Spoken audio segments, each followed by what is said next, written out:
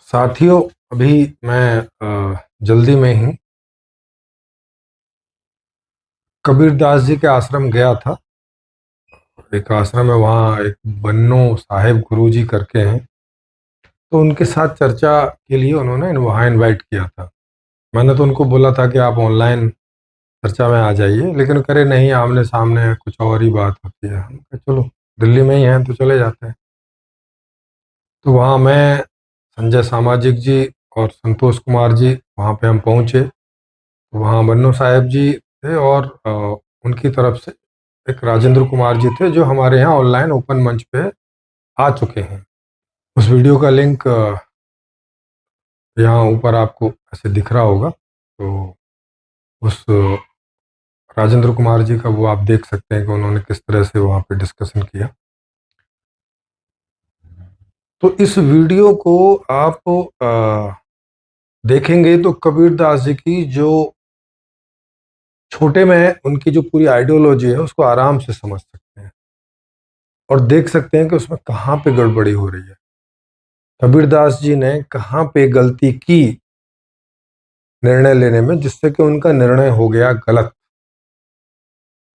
और उनका निर्णय गलत हो गया तो उनकी तरह से जो दूसरे लोग निर्णय लेने का प्रयास कर रहे हैं, जैसे ये बन्नो साहिब हैं, तो इनसे भी वो गलती हो रही है। और मतलब ये गलती लगातार पीढ़ी दर पीढ़ी चली आ रही है वहाँ, और ये तब तक चलती रहेगी जब तक इसका पटाक्षेप नहीं होगा।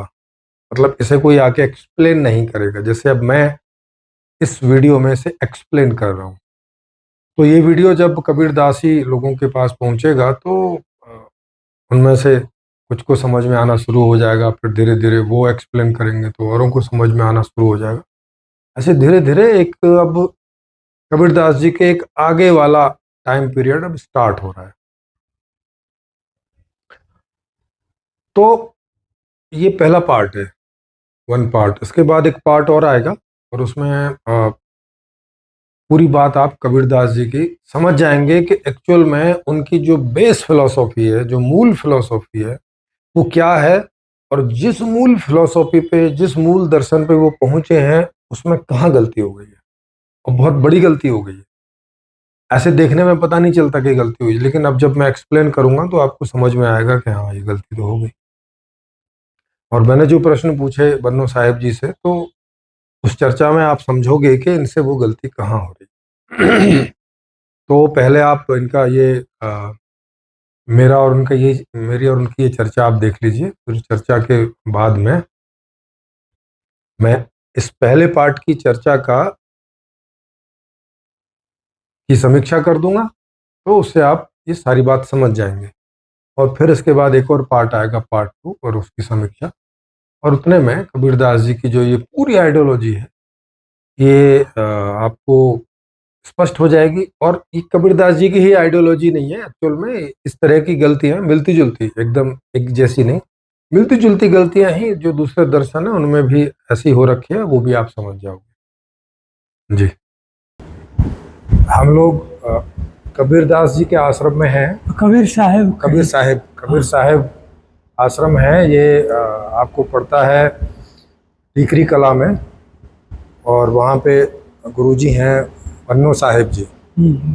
तो सर, पहले आप अपना थोड़ा सा ऐसा परिचय दें कि कितने समय से आप इस मार्ग पे हैं, कैसे इस मार्ग पे आए, ऐसा थोड़ा सा परिचय दें, ताकि जो दर्शक लोग हैं उन्हें समझ में आए कि वो किन को सुन रहे हैं। जी, मैंने कबीर साहब को चुना। वैसे तो सभी महापुरुष आदर के पात्र होते हैं, जितने भी दुनिया में आपसे पहले महापुरुष सदा से होते आए। मेरे समय में बात आई है कि जगत का कोई रचयिता नहीं। यहाँ से मुझे जानने की भी जिज्ञासा हुई।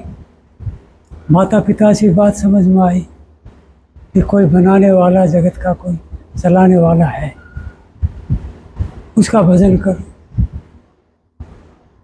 जहाँ तक देखा ऐसे ही कहने वाले मिले।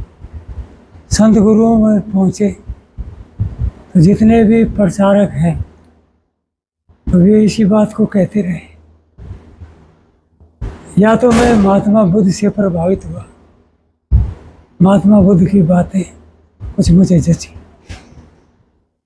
उसके बाद यथार्थ निर्णय कबीर साहब का समझ में आया। तो सदगुरु कबीर साहब ने किसी कोई अलौकिक शक्ति, कोई जगत का चलाने वाला, कोई व्यापक, कोई प्रभु, विभु, ईश्वर इत्यादि नामों से लोग मानते हैं। ठीक बात है, विविध विचारों के लोग आज भी, पहले भी थे, आगे भी रहेंगे। सभी एक समान समझ भी नहीं सकते और सबको सब समझा भी नहीं सकते। तो मेरी अपनी समझ में बात आई तो मैं खुश रहा और मैं सहमत हुआ कि इस जगत का कोई कर्ता, कोई रचयिता, कोई ऐसा व्यापक पदार्थ कोई नहीं। जगत अपने गुण धर्मों से जैसे आज चल रहा है, सदा से चलता आया है, चलता रहेगा। वो सत्य ही क्या है, किसको सत्य कहें, और फिर उसका संग हो तो सत्संग कहलाया। कुसंग ये नहीं, खराब संगत, गलत संग साथ। अब जीवन सभी का वैसे तो आज़ादी से जुड़ा है, सभी स्वतंत्र है, और कुसंगी भी बन सकता है, सत्संगी भी बन सकता है। सभी स्वतंत्र है ही, तो उसको, उसका अपना जीवन है, चाहे जिधर जाए। इसलिए कहा जाता है कि जिसको जो अच्छा लगता है वो उसे पकड़ लेता है, जिसको अच्छा नहीं लगता उसे छोड़ देता है। पकड़ छोड़ का एक नियम है। आपके लिए शराब खराब है, किसी के लिए अच्छी लग रही, उसकी पकड़ ही सबूत है। पकड़ता क्यों है? हाँ, जानता गहराई में वो भी है कि शराब खराब, लेकिन पकड़ता क्यों है? इसका अर्थ हुआ कि अभी पूरी खराब नहीं हुई, किसी कोने में मांग भी। पकड़ सबूत है, पकड़ और छोड़, दो ही बातें। पकड़ता कौन है? ये चेतन जीव अच्छा जान के पकड़ता है और गलत जान के छोड़ता है। ये छोड़ पकड़ का एक सिद्धांत। मैं, तू या कोई भी, और कहीं भी रहता हो, तो कितने लोग गलत को भी अच्छा मानते हैं और उसमें रस लेते हैं, रुचि लेते हैं। पता है सारे नशे जहर हैं, चाहे गांजा, भांग हो, शराब हो। हरियाणा पंजाब में इधर हुक्का, हुक्का का बहुत चलन है, हर घर में हुक्का। और विवेक ये कहता है कि जितने भी नशे हैं, कबीर साहब ने कहा अपनी रचना में, जहाँ लो अमल सो सब हराम। जितने नशे हैं सब जहर है। अब आदमी जहर भी पीना चाहे और आराम से भी जीना चाहे, ये दोनों बातें एक साथ नहीं हो सकती।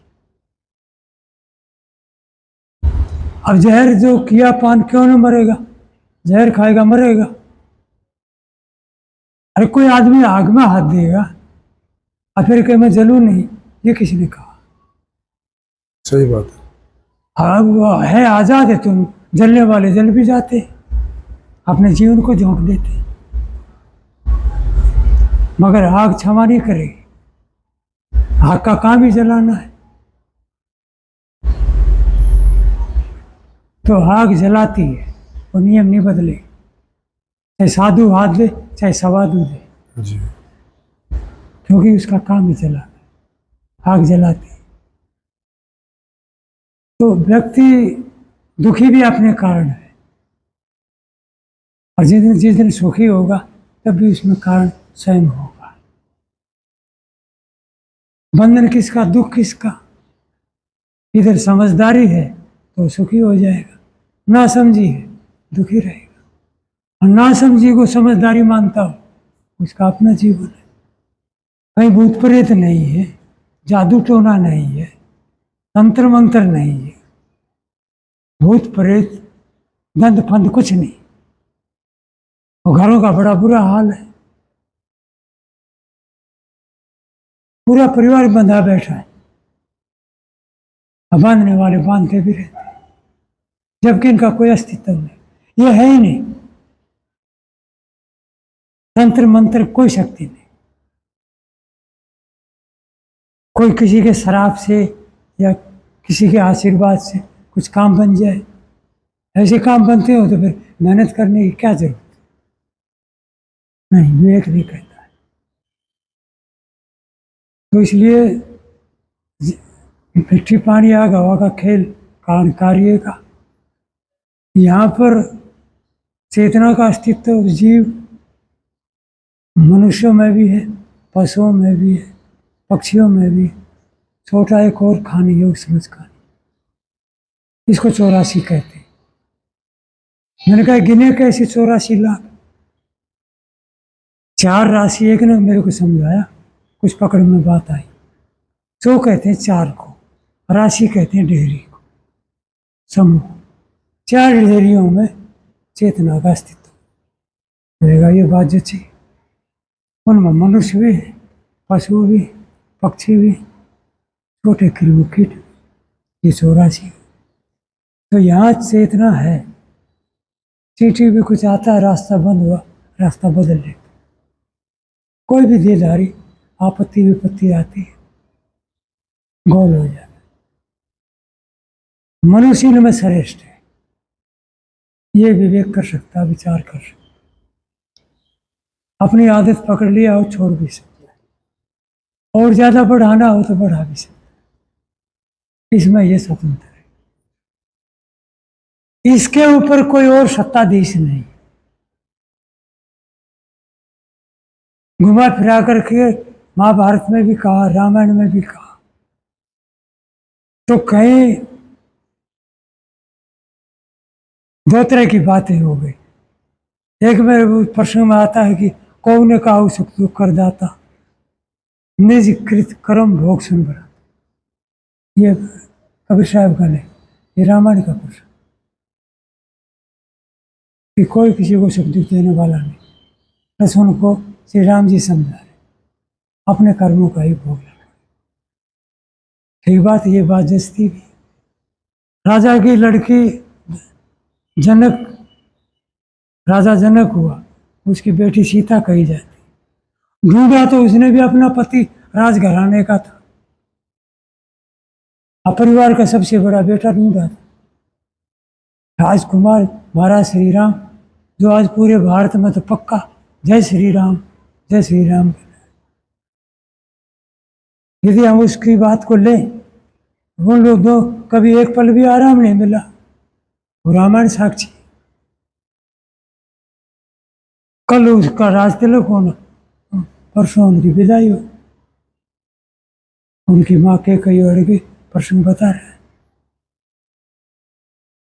तो राजा जनक की बेटी होते हुए और ढूंढा भी राजघराना, और राजघराने में भी श्री राम ढूंढा, और दोनों एक पल भी आराम नहीं। इधर बीच में कह रहे हैं कि एक लक्ष्मण भाई, कौन ने कहा सुख दुख करता है, कोई किसी को सुख दुख देने वाला नहीं। ये तो प्यारे निज कृत कर्म भोग सुन भराता, ये भराता, ये अपने ही कर्मों का खेल है, जो सामने आएगा भोगना पड़ेगा। एक बात। दूसरी बात कहा कहीं कहीं कि ईश्वर अंश जीव अविनाशी, चेतन अमल से सुख राशि, ये भी रामायण में कहा है। इसकी टीका करते हैं कि जीव उसका अंश है, किसका? ईश्वर का। अब प्रश्न क्या कहता है? ईश्वर अंश और जीव अविनाशी। अब अपने अपने ढंग से टीकाकार है, पढ़ता मैं भी हूं, दूसरों को पढ़े बिना मुझे क्या मालूम क्या कह रखा। यदि उनकी टीका पढ़ते हैं तो फिर ये तो ऐसा हुआ, चोरी करना ठीक नहीं। अच्छी बात लिखी है। जैसा कि अभी आप कह रहे थे कि हर आदमी अपने ही किए हुए कर्मों का ही दुख और सुख भोगता है, क्या आप इस बात से सहमत हैं? ये रामायण में नहीं वो तो महाराज है, श्री राम ने कहा। उन्होंने कहा, आप सहमत हैं इस बात अब से? हाँ, ये जो आप पूछ रहे हैं, जी जी। यदि हम अपना कर्म कोई करेगा तो मेरा कर्म मुझे भोगना होगा। मतलब आपकी सहमति है इस बात से? हाँ पक्का, मेरे कर्म को ये क्यों भोगेगा। तो जैसे सीता को जब रावण ने उठा के ले गया जबरदस्ती, तो ये कर्म रावण ने किया था कि सीता ने किया था? ये वहाँ जो कर्म दोनों मनुष्य शरीर में है, हम्म? दोनों सीता भी मनुष्य शरीर पाई हुई। हाँ हाँ। ये रामायण कहाँ तक आगे चल के सत्य नहीं है, मैं उसका साक्षी नहीं। नहीं, हम तो मैं उसे खाली सही मान के ही मान रहे हैं, उन प्रसंगों को जैसा आप पढ़ता कह रहे हूँ। हैं। ओके, अच्छा। अभी कोई किसी को अपहरण करके ले जाता है, तो जो इसको- अपहरण करके ले जाता है उसने ये कर्म किया है, या जिसका अपहरण हुआ है उसने ये कर्म किया? इसमें क्योंकि दुख वो भोगता है, वो पहले नहीं। एक जी जी जी। पहली बात तो ये है कि ये रामायण और महाभारत ये प्राचीन ग्रंथ। हाँ, तो उन्हें छोड़ देते हैं। एक उदाहरण दे रहा हूँ, हाँ जी जी मगर जानना जनाना पढ़ना अध्ययन बराबर करता हूँ जी। कि किसने क्या कहा है हम्म। और कहाँ तक वो बात मान्य है। ठीक है। उस पर विवेक करना क्या बुरा है। हाँ बिल्कुल, वो इसीलिए सवाल पूछा। हाँ, वो कोई अर्ज नहीं। जी। अब वो ऐसा कभी हुआ हो न हुआ हो, मैं साक्षी नहीं। नहीं, होता ही है, जैसे आज भी होता है, अपहरण तो आज भी होते हैं। हाँ, वो जो रहेगा वो हाँ, तो अपहरण तो हो ही गया होगा। अपहरण कोई ऐसी चीज तो है नहीं कि कभी हुई हाँ नहीं कभी दुनिया में। होता है। हाँ, तो जब अपहरण होता है तो जिसका अपहरण किया जाता है, अब इसको पकड़ो, दुख उसको मिलता है, मगर उसने तो इसमें कुछ किया नहीं है, किया तो दूसरे आदमी ने। ये इसको समझना पड़ेगा। हाँ, थोड़ा समझाइए। कर्मों को मैं ऐसे मानता हूँ कि मैं आज यदि अपनी सत्ता दे करके अपनी इंद्रियों के द्वारा जो भी कुछ काम कर रहा हूँ, ये मेरा वर्तमान है। ठीक है। और मैं कर्म करता हूँ, और साथ साथ जब करूँगा तो भरूंगा भी मैं। ठीक है। तो वो संस्कार मेरा टिकेगा नाम संचय। ठीक है। ये भी मैं स्वीकारता हूँ। ओके। जैसे अभी हम लोग जो बैठे हैं, तो हमारा बैठना व्यर्थ नहीं हो सकता। ठीक है। एक दूसरे, जैसे फोटोग्राफर भीतर बैठा है, उधर आप हो तो फोटो ले रहे, ये फोटोग्राफर भी कैच करता रहता है। आपका चेहरा आकृति मेरे भीतर, जी जी। भाई के आपके भीतर, सबका सब पकड़ रहे। हम हट जाएंगे, उसके बाद भी कोई बात अटकेगी खटकेगी कि हाँ यार बात में दम था, मैं अलग भी चिंतन करूँगा, आपका चित्र मेरे सामने आएगा। उन्होंने बीच में मुझे रोका और ये बात उठी, ये विषय प्रसंग साथ साथ चलता रहेगा। स्वाभाविक ऐसा नियम है। नहीं, तो थोड़ा सा हमें ये बात समझाइए कि इस निर्णय पर आप कैसे पहुंचे। जैसे कोई अभी आदमी आए और वो हम लोगों के साथ ही झगड़ा करने लगे, अभी मैं इसको बताने लग इसमें रहा हूँ, हमारा क्या दोष? अब मैं इसको पकड़ने लग रहा हूँ। हाँ अभी जो मैं वर्तमान में अपनी सत्ता दे के कर रहा हूँ, जी जी। मैंने किया तो ये वर्तमान का मैंने किया है, ठीक। ठीक है। और साथ साथ अभी जो कर रहे हैं उसका मैं उदाहरण ही दे रहा हूँ, ये साथ साथ संचय भी हो रहा है। नहीं, ये तो संचय हो रहा है, इतना इसका रखो, उससे अभी क्या संबंध? अभी इतना रखिए ना अभी। नहीं, लेकिन इससे हमें समझ नहीं आएगा ना। मतलब एक तो पहले- हो गया कि मैंने खाना खाया तो उससे अच्छा बुरा जो होगा समझ में आ गया कि खाना अच्छा था तो मैं स्वस्थ ये रहूंगा, आपका नहीं है तो मैं बीमार पड़ जाऊंगा, पड़ेगा। ये तो समझ में आ गया। अभी ये जो हम बोल रहे हैं, हाँ आप अपनी जगह को छोड़ के आए हैं, जी जी। वो पूरा संस्कार सहित आप अपने भीतर टिकाए हुए हैं। नहीं नहीं, वो तो मैं आया उतने तक ठीक है। मैं जो बोल रहा, मेरी बात सुन लीजिए पहले। हाँ। जो विषय प्रश्न उठा, थोड़ा तेज भी बोलूंगा नहीं, तो मैं अपने गला के कारण, कोई हाँ, हमें कोई समस्या नहीं है। हाँ उसमें आप तेज बोलेंगे तो अच्छा ही है, हमें सुनाई देगा। थोड़ा सह लेना। जी जी जी। मतलब ये मैं सोचना मैं झगड़ा कर रहा हूँ। नहीं नहीं, वो हम नहीं सोचेंगे अब ऐसा। सीधा रखना। हाँ अब इसको सुन लो। हाँ। पहले जो विषय प्रश्न चला, जी जी। पहले उसे पकड़ो। ठीक है, आप बता दीजिए। कर्म अभी जो मैं कर रहा हूँ, आप बैठे हैं, ये सभी सुन रहे हैं, इसको कहते हैं क्रियामान। ठीक है। वर्तमान में मेरी सत्ता से आवाज आ रही है, आप अपने काम से सक्रिय हैं, जी। आंखों से रूप पकड़ रहे हैं, मेरा चित्र वो स्वाभाविक है। ठीक है। मैंने आपको देखा, आपने मुझे देखा, ठीक है। आपने मुझे रोका, मैं रुका, आपने कहा, मैंने सुना। ठीक है। तो ये जो कहना और सुनना देखना है, ये प्रत्येक के भीतर टिकता है। हम्म। उसको कहते हैं संचित होना, ठीक है। संत से इकट्ठा होना। ओके। वो चाहे आज से 20 साल पुराना भी टिका हुआ है। हाँ हाँ, पूरे जीवन का टिक ही रहा है। हाँ। जी जी हाँ। सबका टिका। ठीक है। उसी संचित, वो कहते संचित, संचित में से जब भोग के लिए निकलेगा, किसी आगे जो शरीर बनेगा, शरीर धरेगा, वो उसका नाम है प्रारब्ध। आगे मतलब आप दूसरे शरीर की बात कर रहे हैं? हाँ माने आप पुनर्जन्म की भी बात कह रहे हैं? हाँ, पक्का। लेकिन आप तो कह रहे हैं कि कोई सत्ता है नहीं है, तो तो सत्ता फिर में कोई भी पुनर्जन्म किसका? अभी आप जो नहीं समझ पाए ना, मैंने आपसे पहले निवेदन किया। आप ही ने एक बोला मिनट सुन लीजिए। हाँ, जी मैंने आपसे पहले निवेदन किया था जी जी। कि मैं इस तरह की बातों में ज्यादा राजी रहता।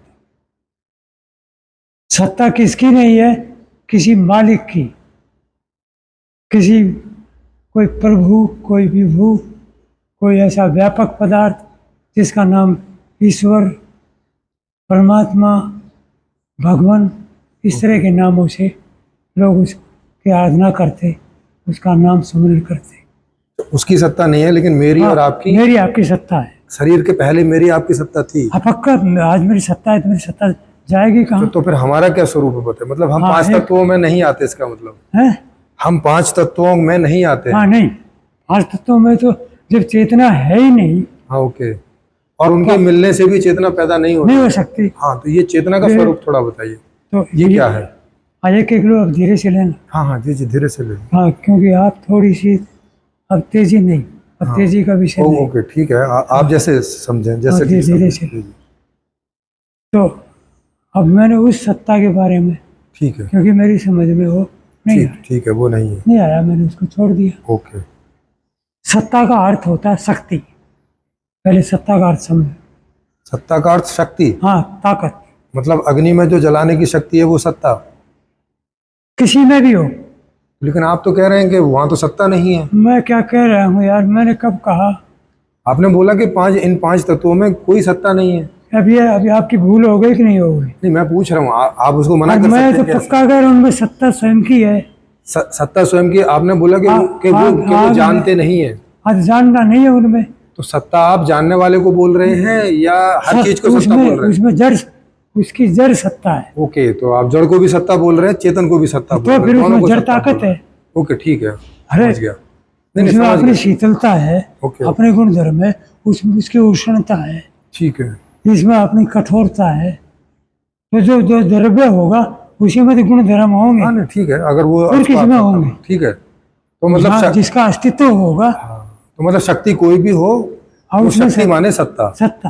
ओके, उसमें जड़ सत्ता है, ठीक है, ये चेतन सत्ता है। ठीक है। दो सत्ताएं हो गई। ओके। तो हम लोगों को आप थोड़ा चेतन सत्ता के बारे में अब जैसे, क्योंकि जड़ सत्ता को तो हम लोग विज्ञान से भी समझते ही। चेतन सत्ता, विज्ञान सत्ता, विज्ञान कुछ नहीं बोलते उसके बारे में ढंग से, तो आप थोड़ा चेतन सत्ता के बारे में हम लोगों को समझाइए, जो भी आप जानते हैं। अभी आप, अब ये तो रहेगा चरम दृष्टि, अभी जो विषय हुआ। हाँ वो तो हो गया। अब चलिए विवेक पर। ठीक है। तो 500 तत्वों में जानने का गुण नहीं है। ओके। उनसे जो भी वो कुछ बनेगा वो चेतनाहीन होगा। ओके। क्योंकि जो गुण धर्म किसी के मूल पदार्थ में है वो उसके कार्य में उतरेंगे। अभाव से भाव की उत्पत्ति नहीं हो सकती। नहीं, लेकिन ऐसा जड़ सत्ता में तो दिखाई नहीं देता है आप जैसा बोल रहे हैं, क्योंकि जड़ सत्ता में जैसे हाइड्रोजन ऑक्सीजन मिलते हैं, दोनों ज्वलनशील हैं, मगर दोनों से मिलके शीतल पदार्थ का निर्माण होता है। अब एक सीधी सी बात हो, ये गुण ना हाइड्रोजन में है ना ऑक्सीजन में। ये अभी आप इसका और अध्ययन करिए। नहीं, मैं तो आपको विज्ञान का ही अध्ययन मैं बता रहा हूँ। ऐसी बहुत सारी चीज है। अभी एक जैसे हाइड्रोजन क्लोरीन है, क्लोरीन आप जो बोल रहे हो, क्लोरीन। अभी आप रुकना पड़ेगा, मैं रोकूंगा। ठीक है। मैंने कहा था कि आप तेजी बहुत करते हैं। नहीं, अब जो चीजें मुझे तुरंत ज्ञान में आ जाती तो पूछ लेता हूं। जो ज्ञान में आप कह रहे हैं, उनके जितने भी जो तत्व हैं जी, वो 5 तत्वों के भीतर हैं। हाँ, हाइड्रोजन, नाइट्रोजन, फास्फोरस, बिल्कुल, और जितने भी जो भी उसमें 117 हाँ। में पढ़ा, जी जी एक जगह 122 पढ़ा। हाँ ठीक है वो। एक उदाहरण दे रहा हूँ। जी जी और अंततः उनमें सबकी गंगा 5 के भीतर उतार दी, ठीक है। चाहे वो कितना बड़ा चोटी का वैज्ञानिक हो। हाँ हाँ वो तो अंत में- क्लासिफिकेशन है, उसमें हाँ, कोई वे 5 तत्व हो। उसमें कोई दिक्कत नहीं है। ठीक है। हाँ, तो मूल रूप में पृथ्वी, जल, अग्नि, वायु, 5वां आकाश। आकाश भी कोई वस्तु नहीं है। क्या है? आकाश शून्य को, खाली जगह को आकाश कहते हैं। ओके, मतलब आकाश को आप तत्वों से बाहर निकाल रहे हाँ हैं कि जी, वो कोई तत्व नहीं, वस्तु नहीं। चीज नहीं है, नहीं, एम्प्टीनेस को बोल रहे हैं, हाँ, खाली खाली चीज। स्थान करना आकाश। ओके वस्तुतः रूप में चार चार है। पदार्थ, ओके 4 पदार्थ। पृथ्वी, अनेक पृथ्वियां हैं इस जैसी। हाँ हाँ जल, ठीक है। जल की राशि समूह रूप में है ये। समूह रूप में पृथ्वी भी है। पृथ्वी, जल, अग्नि। अग्नि का पुंज अभी सूर्य है ही है, इसको समूह कारण कहते हैं। पृथ्वी, जल, अग्नि, वायु। वायु आंधी तूफान उठते ही, और आकाश। ये 5 तत्व सदा से ऋषि मुनि कहते सुनते चले आए। जी लेकिन पदार्थ रूप में, वस्तु रूप में 4 ही है। ठीक है, लेकिन इस निर्णय पे आप कैसे पहुंचे कि जो पदार्थ का मूल गुण है उससे आगे जो पदार्थ बनेंगे उनसे मिलके, तो उसमें वो गुण नहीं आएगा जो उनमें मूल में नहीं है, वो उसमें नहीं आएगा। इस निर्णय पे आप कैसे पहुंचे? ये तो एक सीधा सा गणित है। हाँ वो वाला ही गणित बताओ थोड़ा। ये जल में मान लो शीतलता है, हाँ जैसे जल में तो शीतलता है। इतना रखो। आग में उष्णता है, हाँ तो उसको गुण गुणी का समवाय संबंध होता है। है जी। गुण गुणी का समवाय संबंध होता है। हाँ आग से उसकी उष्णता अलग नहीं कर सकते। हम वो बात नहीं कर रहे, हम तो मैं कह जो रहे हैं कि बोल- अग्नि और जल से। मैं जो बोल रहा हूँ, हाँ। पहले इस मूल को पकड़ो। जी यहाँ से नहीं पकड़ पाओगे, आगे अगला कदम डालना। नहीं तो ये तो समझ गया ना कि जो चीज है उसमें एक गुण है, अब इतना रखो, चाहे वो बनी हुई है और चाहे बिना बनी हुई इतना है। रखी पड़ेगी कि पकड़िए। ठीक है, जल से जल की शीतलता अलग नहीं हो सकती। ठीक बात है, आई बात समझ में? आ गई। अब उन तत्वों को जो मिलाओगे, हाँ आपस में इकट्ठा करो, जी। तो जिन कणों की विशेष प्रधानता है वो भर के आ जाएगी। नहीं है ना, ये बात निकल के अपने नहीं एक आ रही है। कैसे नहीं है? हाँ अभी आप मैं- बताओ। मैं बता रहा हूँ ना। हाइड्रोजन। हाँ, अभी जो हाइड्रोजन कह रहे हैं जी जी। और ऑक्सीजन H2O का सिद्धांत है, हाँ वो पानी बन गया। हाँ उसके मूल में पानी है, ध्यान देना। किसके मूल में पानी है? वो जो हाइड्रोजन ऑक्सीजन जो आप नहीं है उनके मूल बोल में रहे- पानी। आपको अभी किसमें? अभी जो आप कह रहे हैं ना, हाँ ये आपने अपना कह दिया। देखो, हाइड्रोजन भी अभी मैं- आग्नेय अभी मैं- पदार्थ है, अभी- ऑक्सीजन भी अभी आग्नेय मैं क्या पदार्थ कह है। रहा हूँ, और बन रहा है ठंडा। अभी मैं क्या कह रहा हूँ, जी बताइए। जब भी कोई चीज समूह लोगे, हम्म कोई चीज जिसको आप बनाना कह रहे हैं, उसमें 500 तत्वों के बिना कोई वस्तु नहीं बनती है। ठीक है। ध्यान देना मेरी बात पर। हाँ हाँ ये पृथ्वी है, ठीक है। ये अकेली पृथ्वी नहीं है। हाँ हाँ इसमें जल भी है, ठीक बात है। इसमें अग्नि भी है, जी जी। इसमें वायु भी है। हाँ ठीक है। लेकिन प्रधानता किसकी है? किसकी है? पृथ्वी की है। पृथ्वी को आप मूल तत्व समझ रहे हैं क्या? पृथ्वी जब अलग है, पृथ्वी के गुण धर्म अलग। नहीं नहीं, मुझे थोड़ा आप बताइए कि पृथ्वी इन तीनों से मिलके बनी हुई है या पृथ्वी अलग है? पृथ्वी जो जल अलग है, अग्नि इतना- अलग है, वायु अलग है। पृथ्वी अलग है, पृथ्वी अलग है। पृथ्वी के गुण धर्म अलग। हाँ, इसका मतलब आप ये कह रहे हैं कि पृथ्वी में अग्नि, वायु और जल के गुण नहीं है। किसमें? हाँ, पृथ्वी के जो अपना मूल स्वरूप है पृथ्वी नहीं, का। पृथ्वी तो मूल तत्व है ना, तो जब मूल तत्व है तो दूसरे तो इसमें होंगे ही नहीं। किसमें? तो पृथ्वी में उसमें क्यों नहीं होंगे? वो तभी हो सकते हैं जब वो पृथ्वी एक- इनसे एक- बनी एक- हो। एक मिनट। जी जी। ऐसा नहीं, तो उनका अपना अलग अस्तित्व है, किसका? जल का, इसी पृथ्वी में। सर अगर जल का तो अलग मेरे से। को पेन कापी लाना पड़ेगा। हाँ अपने लिए नहीं, तो मैं आपके लिए। कोई बात नहीं, ले आइए। अपने लिए ले हाँ आया। हाँ ले आइए, ले आइए। तो ये जो पृथ्वी है, इसमें मैंने बताया 6 भेद: गुण, धर्म, शक्ति, क्रिया, मेल और आकार। ये प्रत्येक तत्व के मूल जैसे पृथ्वी है, तो ये पृथ्वी हम जिस पर अभी वास कर रहे हैं, जी। तो इस पृथ्वी के भीतर जल भी है। मतलब पृथ्वी के भीतर जो जल की आप बात कर रहे हैं वो जल तो जल वाला जल है ना, हाँ, पृथ्वी जल वाला, वो तो अलग जल हो गया ना। हाँ हाँ, अलग जल रहेगा। हाँ पृथ्वी के कण अलग रहेंगे, हाँ, जल के कण अलग अलग होंगे। हाँ लेकिन अनुपात में जो प्रधानता पृथ्वी कही जाती है। हाँ, क्यों? क्योंकि पृथ्वी के कण जो है इसमें विशेष रूप, ओके। मगर इसमें मेल, इसमें जल भी है, इसमें अग्नि भी है, इसमें वायु भी है, इसमें पृथ्वी से अलग जल है, जल हाँ। उससे भी अलग वायु है, उससे भी अलग अग्नि है। हाँ, ओके। ये इसमें समाहित है। हाँ मतलब इनका अस्तित्व अलग अलग। ओके। अब चलिए जल, ये जल हो गया, जल की राशि समुद्र है। इसका मूल इकाई को कहते हैं, उसका कारण, कारण से कार्य बनेगा। तो उस समूह कारण में अकेला जल नहीं है, उस जल में पृथ्वी भी है, उसी जल में, उसमें अग्नि भी है, उसमें वायु भी है, ठीक है। उसमें आकाश भी है। ओके। अग्नि और वायु, ये चार पदार्थ है। जी।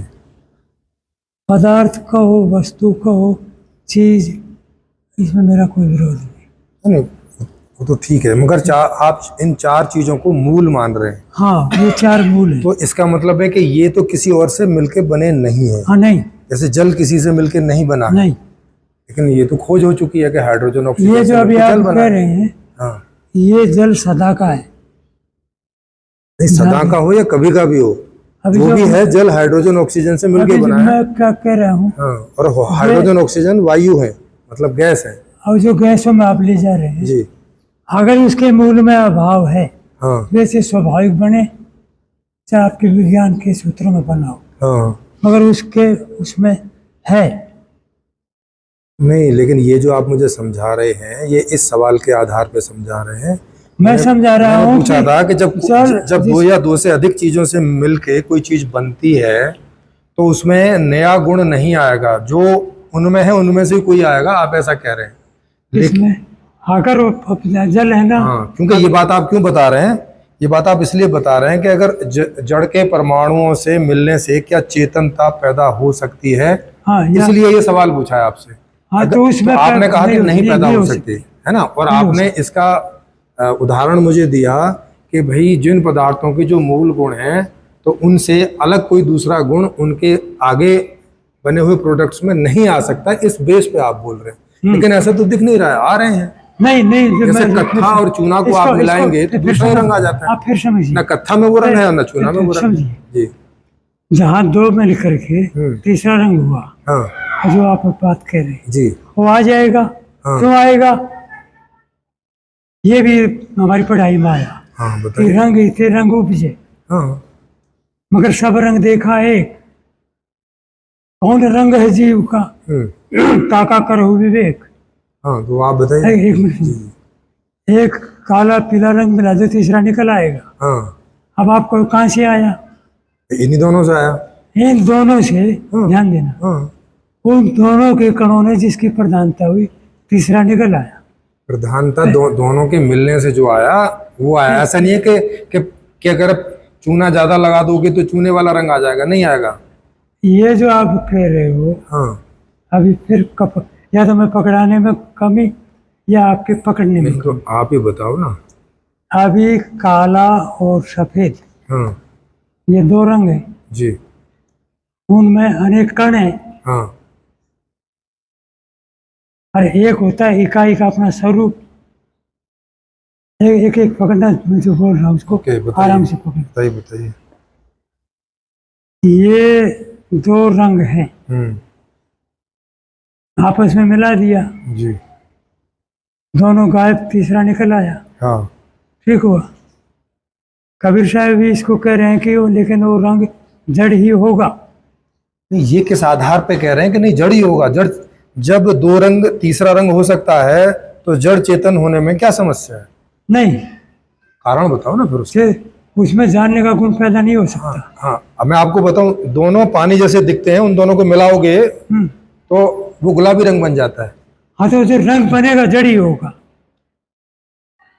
वो नहीं बता रहा हूं मैं, ये आप आधार तो यही ले रहे हो ना कि चूंकि हमने दो चीज मिलाई तो भाई तीसरी चीज नहीं आएगी, जो उन दोनों से है वही आएगी। तीसरा के भाई आप जो ऐसा कह रहे हो तो ये बात तो सही नहीं निकल रही ना।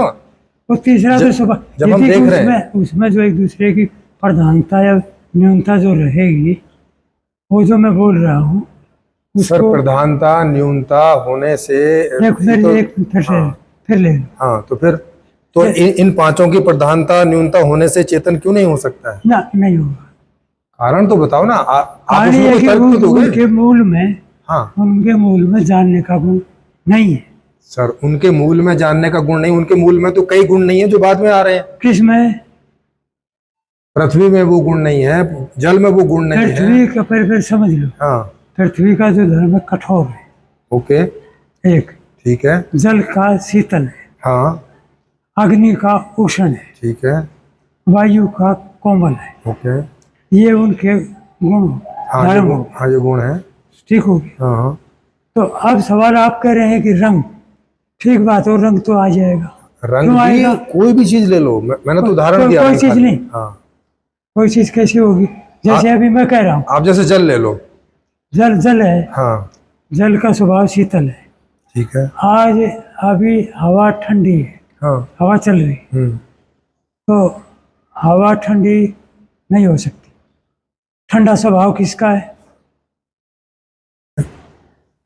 किसका है? जल का है। शीतलता जल में होगी। देखो, ये तो आप जो बोल रहे हो कि जल का स्वभाव है, मैं ये तो नहीं आप जल बोल में रहा हूँ जल में शीतलता है। सर, जल में जो शीतलता है वो तो ठीक बात है। हाँ, इतना रखो, अब इतना रखिए। नहीं तो इतने में काम नहीं चल रहा है नहीं, ना। मैं और आगे आगे बढ़ रहे थे। हाँ तो यही तो बताओ। वो शीतलता है, हाँ, जहाँ शीतलता होगी वहाँ जल होगा, और जहाँ जल होगा वहाँ शीतलता होगी। लेकिन ये बात तो हम इस बात के लिए तो इस बात को देख नहीं रहे हैं कि जहाँ शीतलता होगी वहाँ जल होगा, जहाँ जल होगी वहाँ शीतलता होगा। अब ये हमारा सवाल तो ये है। अब वो सवाल बाद में उठाना, पर इसको मैं जो बोल रहा हूँ जी, जी। इस पर आप आराम से तसल्ली से ध्यान दें। ठीक है, बताइए। जब अब कोई जल्दबाजी तो नहीं है ना? नहीं, मुझे कोई जल्दबाजी नहीं है। अब आराम के साथ हम रात के 10 बजे तक यही हैं। हाँ, बस सुनिए आराम से।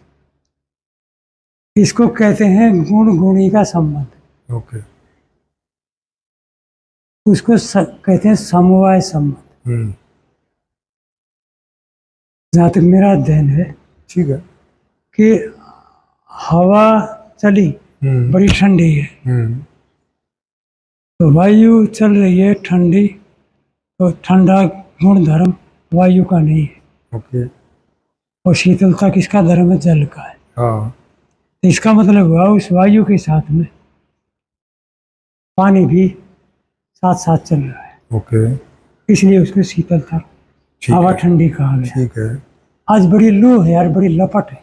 हाँ, हवा अपना काम कर रही है, मगर साथ साथ आग के कण भी उसमें सफर कर रहे हैं। ठीक है। यदि धक्का दे रही है तो उसमें पृथ्वी के कण भी साथ साथ चल रहे हैं। ठीक है। लेकिन विशेषता किसकी है? वायु की। नहीं, लेकिन इस बात ये देखो, इस बात से हम ये थोड़ी ना निकालना चाह रहे हैं जो आप बता रहे हैं, ये तो ठीक है। ये ठीक है, इतना रखो अब आप। हाँ, तो ठीक है। इतना इसी में समाधान हो जाए। ओके, करिए। तो ये जो पृथ्वी, या जैसे इस पृथ्वी पर हम है, इसको मैंने कहा इसमें जल भी है, ओके, इसमें अग्नि भी है, ठीक है। इसमें मैं ये नहीं कह रहा हूँ कि जो विज्ञानी कह दे और वो बात से मैं सहमत हो जाऊँ या आप सहमत हो जाओ, उधर भी मेरी पकड़ नहीं है। अगर मेरे को बात समझ में आ गई तो मैं उसमें सहमत हो जाऊँ, ठीक है। और यदि मेरी समझ में नहीं आए हाँ, तो कितना बड़ा वैज्ञानिक हो, नहीं आज मैं समझूंगा तभी तो मेरे काम की चीज बनेगी। हाँ, आपका समझाओ मेरे किस काम? सही बात है, तो वही आपसे पूछ रहे हैं। हाँ, तो अब इतना रखिए। ठीक है। अब मैं जो बोल रहा हूँ या आप सहमति जता रहे कि ये जो हमारे सामने मूल रूप में एक होता है समूह कारण, एक हो गया मूल, इकाई। हम्म,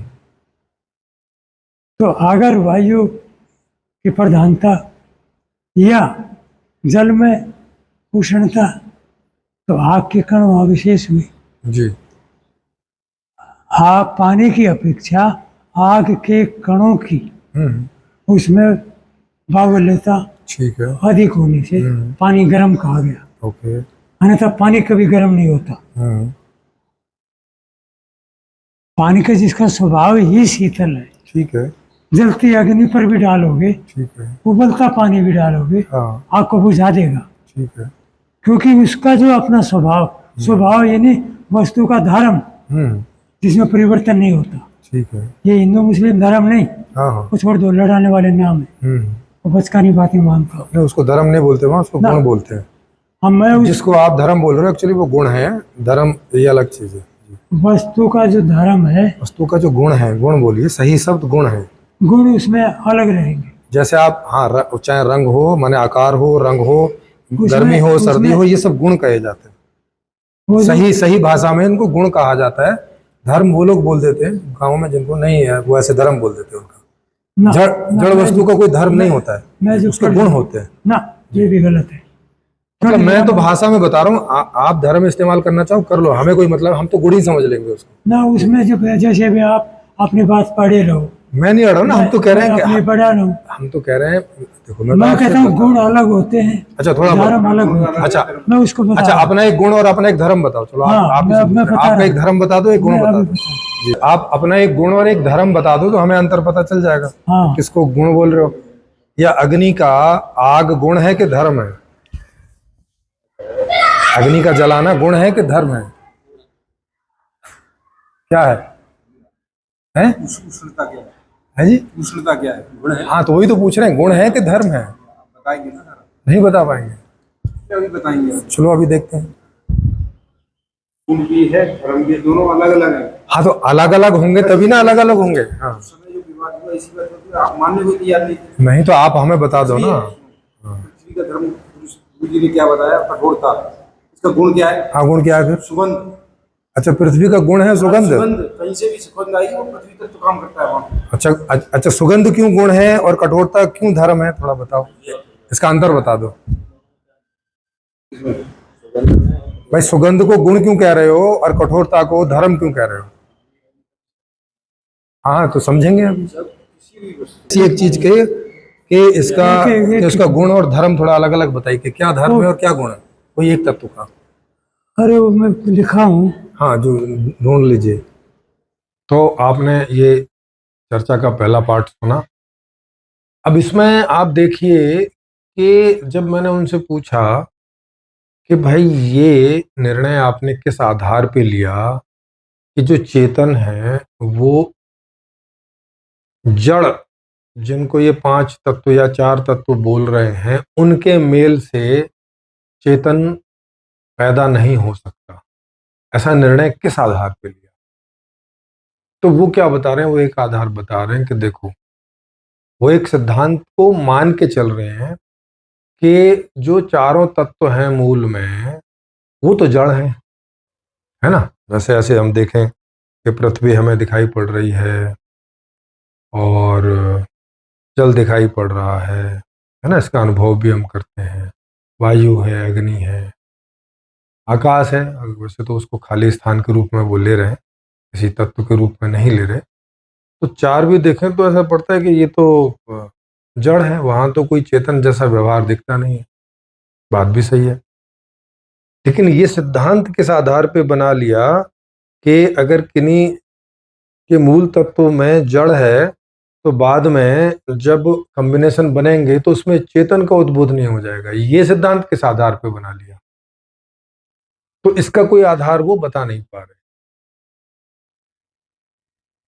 इसका कोई आधार नहीं बता पा रहे हैं। और जो आधार बताने का प्रयास कर रहे हैं वो बन नहीं रहा है, क्योंकि इन तत्वों के मेल से जो आगे वस्तुएं बनती हैं उनमें तो ऐसे ऐसे गुण दिखाई पड़ते हैं जो इन चारों में नहीं है।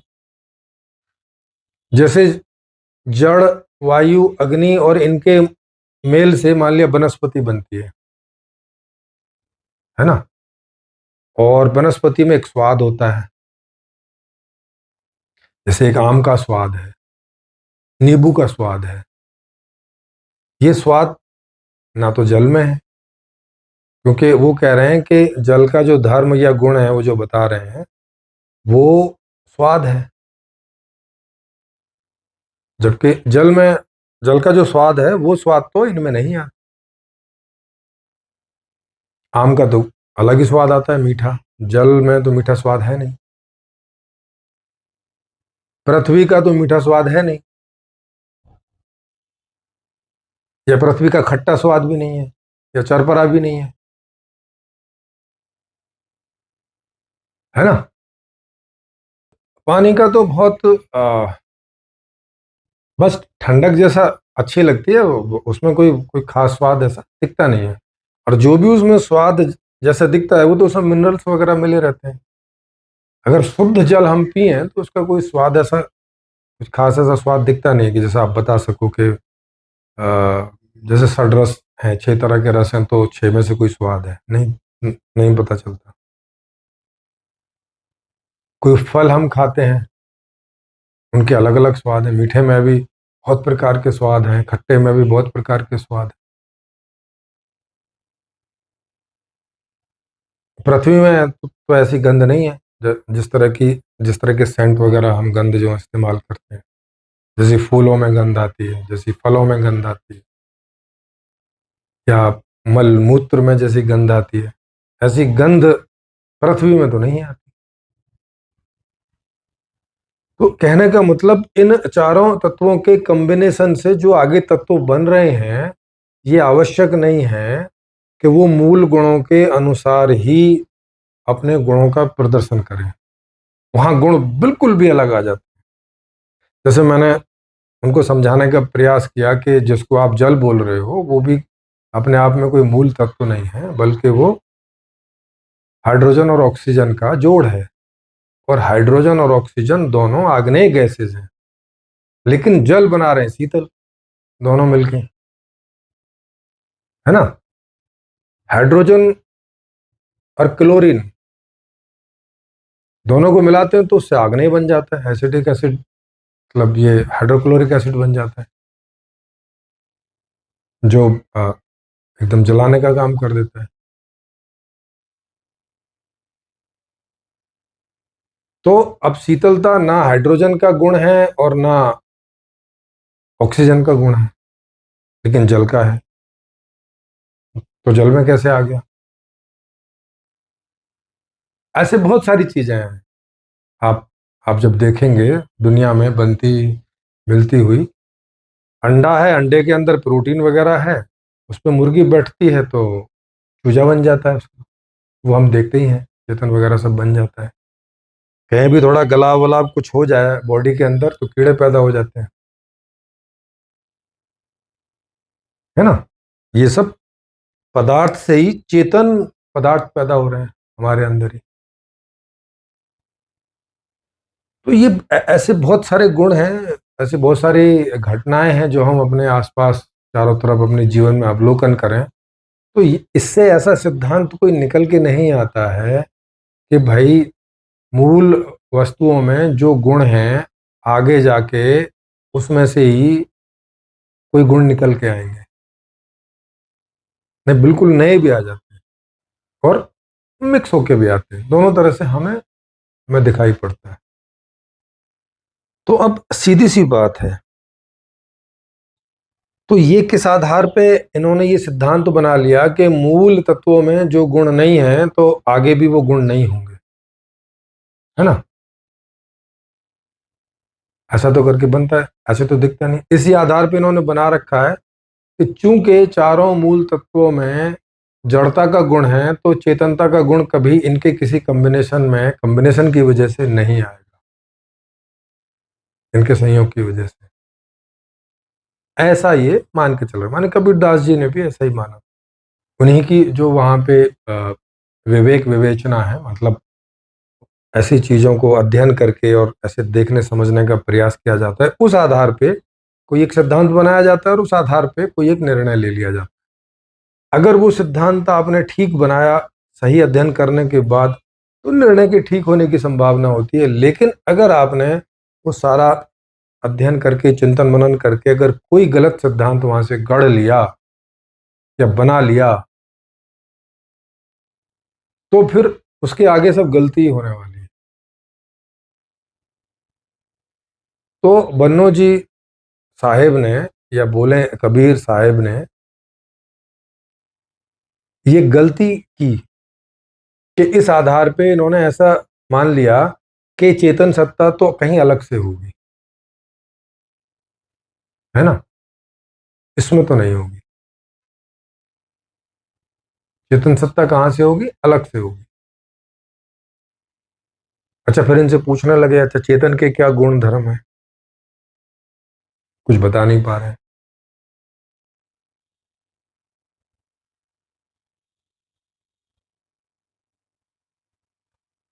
पांचों तत्व मैं तो मान रहे हैं कि उनमें तो कंपोजिशन हो रहा है और चीजें आगे बन रही हैं, जड़ वाली बहुत सारी चीजें।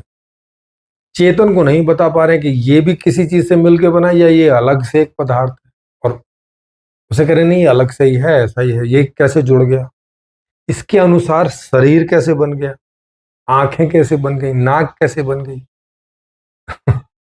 माने जड़ के साथ चेतन का कॉम्बिनेशन हो कैसे गया, उसकी कोई थ्योरी इनके पास नहीं है।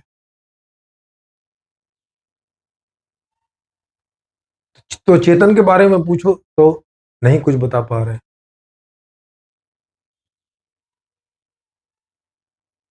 भाई अगर इन चारों तत्वों में जड़ता का ही चीजें हैं तो वो इस तरह का जो रूप ले लेती हैं, जैसे कि जड़ एलिमेंट हैं उनसे फिर बायो एलिमेंट बनने लगते हैं, घास फूस हैं, फंगस, घास फूस, पेड़ पौधे, और फिर सेल्स, और फिर मल्टी सेल्स ऑर्गेनाइजेशन बनने लगती, ये सब जो बनने लगता है, अगर ये चेतन तत्व उसी के अंदर अंतर्निहित नहीं है, हाँ वो उस समय स्पष्ट नहीं है, चारों तरफ व्यवहित नहीं है, लेकिन अगर वो अंदर नहीं है तो ये जो पदार्थ हैं ये ऐसा रूप कैसे ले रहे हैं कि वृक्ष का रूप ले लिया, कि जीव जंतुओं का रूप ले लिया, कीड़े मकोड़ों का रूप ले लिया, उनकी बॉडी ले ली, वो वैसा चेंज कैसे हो गया?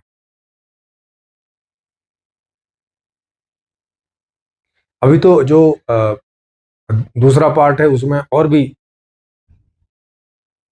वो ब्लेंडर कर रहे हैं, उसको आप देखिएगा जब दूसरा पार्ट आएगा।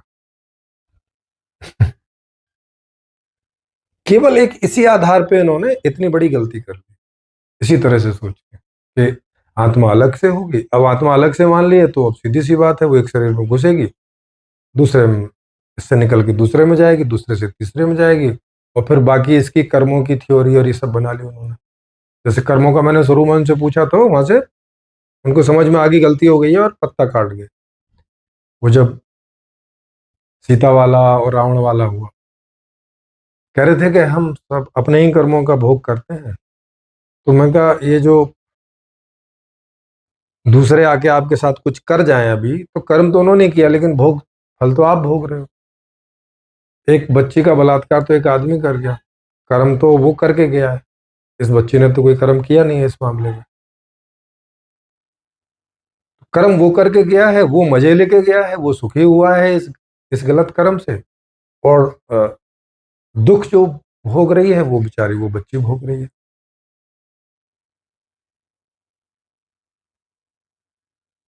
या एक के माता पिता के पास में खाना पीना नहीं है और वहां पे बच्चे पैदा हो गए और बच्चे दुखी है और परेशान घूम रहे हैं, कई लोग मर जा रहे हैं, इलाज नहीं मिल रहा है, पढ़ाई नहीं मिल रही है, ये किसका फल भोग रहे हैं? अपना। इन्होंने क्या कर दिया ऐसा?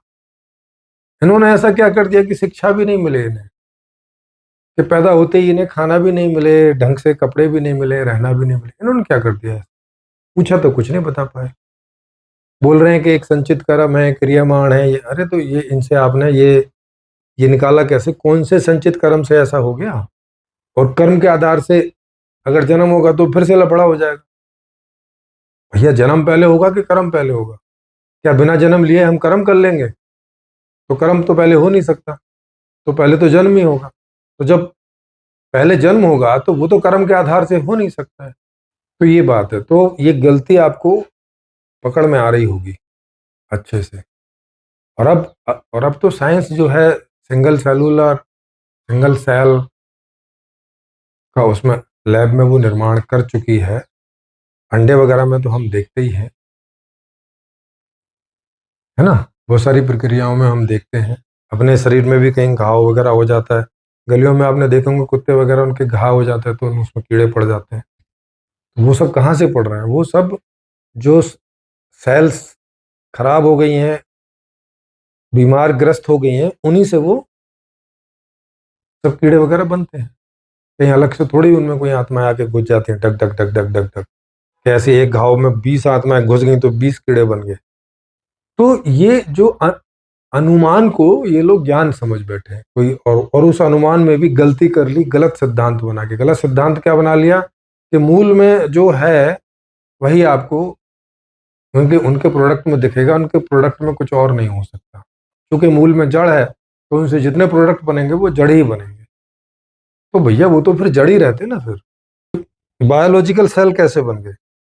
और अगर एकदम जड़ पार्थिव पदार्थों से, क्योंकि इनके मूल में तो बायोलॉजी वाले गुण भी नहीं है। इन चारों तत्वों में तो बायोलॉजी वाले कोई गुण हैं क्या? नहीं है। तो फिर ये बायोलॉजिकल बॉडीज कैसे बन गई? ये बन गई कि नहीं बन गई? जब ये बन सकती हैं तो फिर इसमें चेतन का उद्भव होने में क्या दिक्कत है? तो ये एक पीछे लगभग सभी दर्शनों में ये गलती होती आई। और क्योंकि कबीरदास जी थोड़ा चिंतनशील व्यक्ति थे उस समय के। और कबीरदास जी क्या, एक्चुअली जितने भी लोगों ने सब धर्म ये सब बनाए हैं, वो चाहे कबीर जी का दर्शन हो, चाहे पीछे के 6 दर्शन हो, चाहे मुस्लिम दर्शन हो, चाहे ईसाई का हो, जैन बौद्ध कोई भी हो, सब वो लोग तो चिंतनशील तो रहे ही है जो जिन्होंने भी बनाए हैं। लेकिन चिंतन में कैसी गलतियां होती हैं, कैसे गड़बड़ियां होती हैं, और फिर हम किन गलत निर्णयों पे पहुंच जाते हैं, और बाकी दूसरे लोग उन सब चीज़ों का फॉलो करके और कहाँ तक हो जाते हैं। और उस समय गलती होना स्वाभाविक भी था। कोई साइंस नहीं थी, कुछ कोई एजुकेशन की व्यवस्था नहीं थी, है ना? तो अब आदमी कितना सोच समझ सकता है। तो उस समय गलती होने की संभावना थी ही। तो अच्छा है कि उसे अब तो चूंकि साइंस भी है, एजुकेशन भी है, पहले से बहुत ज़्यादा बढ़िया है, तो अब हम उसे करेक्ट करें। तो मैं वही कर रहा हूँ कि उसे आपको आपको इन लोगों से बातचीत करके, चर्चा करके बता भी रहा हूँ कि कहाँ पे गलती हो रही है, किस कारण से गलती हो रही है, क्यों गलती हो रही है, और फिर समाधान क्यों नहीं आ रहे हैं। जब दर्शन में ही गलती हो रही है तो फिर समाधान कहाँ से निकल के आएगा? समाधान भी फिर गलत गलत डायरेक्शन में चला जाएगा। अभी जैसे वो मोक्ष पाने की ओर प्रेरित हैं, बन्नो साहेब मोक्ष पाने की ओर प्रेरित। तो अब ये गलत निर्णय हो गया। अभी तो इसमें मोक्ष और ये सब अब अगले पार्ट में आएगा तो उसमें बात करेंगे जी। तो आप समझ गए होंगे कि सारे दर्शनों को हम लोग ऐसे ही करके यहाँ लोगों के साथ बातचीत कर करके रखेंगे कि उनमें कहाँ कहाँ किस किस तरह की क्या क्या गलतियां हुई। फिर भी किन्हीं को अगर लगा हो कि मैं सही समीक्षा नहीं कर रहा हूँ, तो कोई भी ऑनलाइन आमंत्रित है कबीरदास जी के यहाँ से। कोई भी जो भी जिनको लगता हो कि वो ज्ञानी है और इस मामले में ज़्यादा प्रकाश डाल सकते हैं, तो ऑनलाइन चर्चा में वो आमंत्रित है चर्चा करने के लिए। मेरा नंबर नीचे फ्लैश होता रहता है, उस पर आप मुझे व्हाट्सअप कर सकते हैं, तो मैं आपका लिंक बना के भेज दूंगा और आप ऑनलाइन चर्चा जहाँ पे आप हैं वहीं से उसमें मोबाइल के माध्यम से रख सकेंगे।